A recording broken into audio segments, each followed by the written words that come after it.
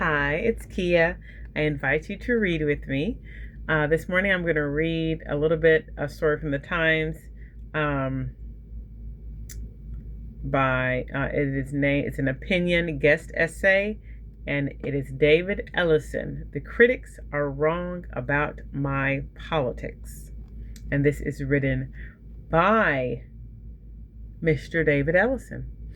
Mr. Ellison is the chief executive of Paramount Skydance.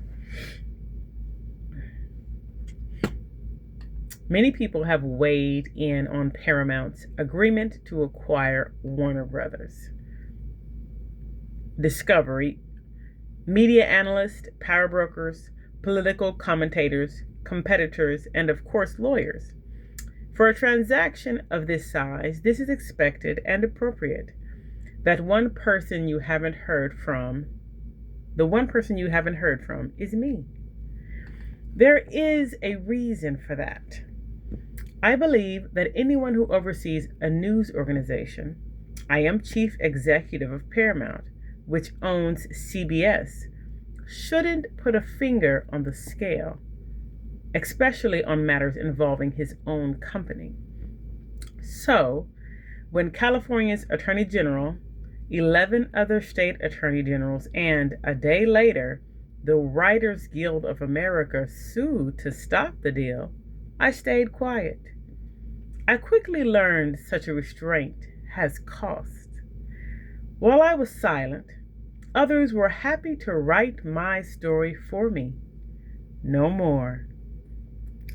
The states claim this deal will give one company too much influence over theatrical releases and cable operators, while the WGA argues that our combined market power will hurt writers.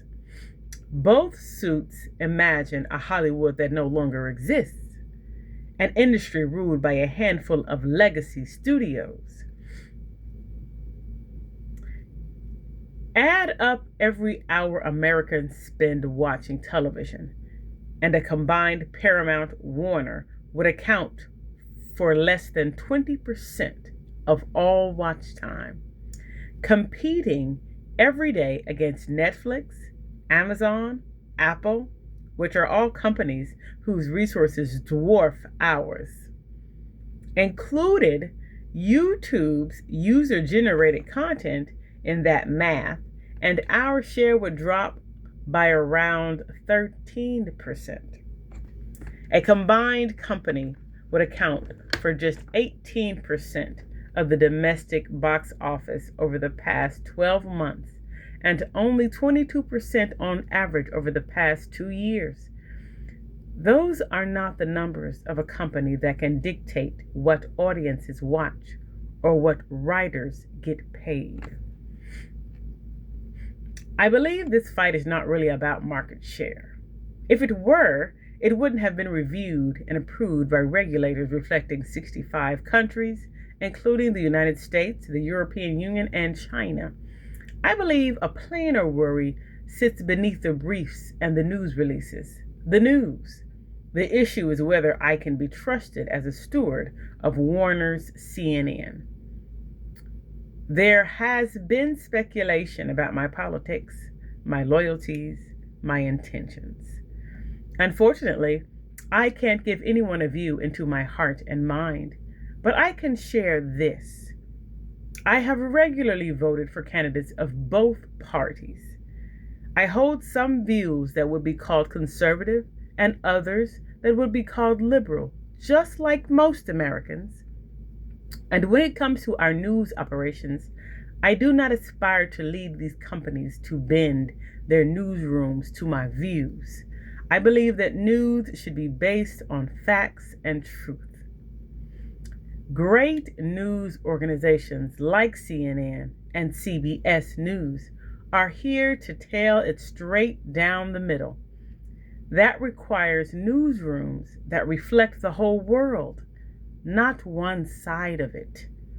And it requires independence. Our journalists will continue to answer to the facts and to all the people they serve, not to any party or cause. These were founding principles for both CNN and CBS News, for legends like Ted Turner and Edward R. Murrow. And it is exactly that kind of independence that has always fueled the greatness of 60 Minutes. There is much ground to recover. By Gallup's last measure, just 28% of Americans trust the news, the lowest ever recorded. The temptation to say the problem lies elsewhere, our obligation is to look inward and say we can do better. We are in a moment when Americans trust few institutions, but journalists haven't always helped their case by refusing to engage with critiques. Trust can't be argued back, but it can be earned back by story by story, day by day. In an age when so much of what fills our screens is machine generated or engineered to enrage, journalism from real reporters matters more than ever.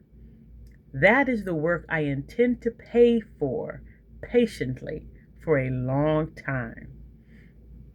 Which brings me to what we aim to build. The Paramount Warner deal began with the movies. I have loved film since I was old enough to sit still for one, and scenes from the movies have shaped who I am. A boy riding a bicycle silhouetted against the full moon, twin suns setting over the desert, jets dodge fighting off the California coast.